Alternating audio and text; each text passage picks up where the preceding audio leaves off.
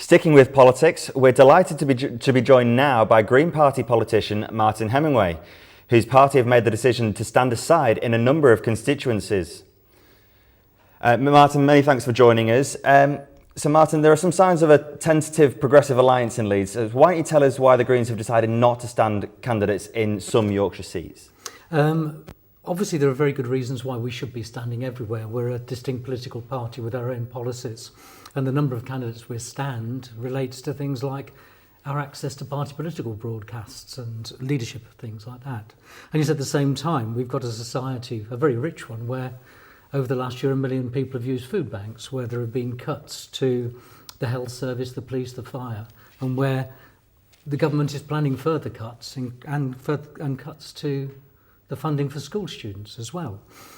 In that context, we thought it was much more important to try to prevent a government being elected on a minority of the votes, and that if we could agree with other parties to be standing a single candidate who stood for more progressive policies in each constituency, then we were more likely to manage that outcome.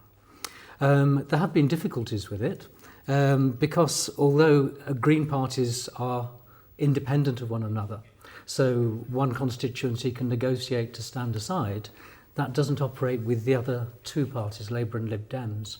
So how did those alliances come about? They've come about where there have been local discussions between us and the other parties.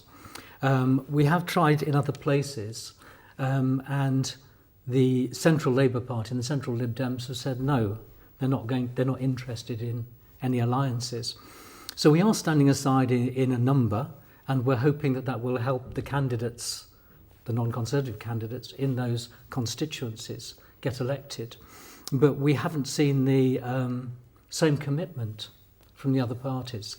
Obviously, down the line, we're interested in proportional representation as a way of ensuring that a government elected by a minority doesn't exercise the level of control we've seen. Oh. Sorry to interrupt you there. Pollution's a big thing at the moment, especially in Leeds. It's one of the cities that needs to be cleaner. How would the Green Party go about reducing pollution in Leeds? Well, we've signed up to Client Earth's Clean Air Act, and the Clean Air Act is one of those things that wants to limit the major polluters. One of the big changes, of course, has been in the attitude to diesel, which used to be seen as more efficient and producing less carbon dioxide. But now there's very great concern about the nitrogen dioxide and also about the black carbon being produced from diesel, which has both health effects and climate change effects. So we'd obviously support that act, and it is aimed at reducing those polluters. And then there's a range of other measures related to that, to do with park and ride schemes, alternative modes of transport, use of what you call fiscal instruments, I suppose, to discourage people from taking cars into the centre of Leeds.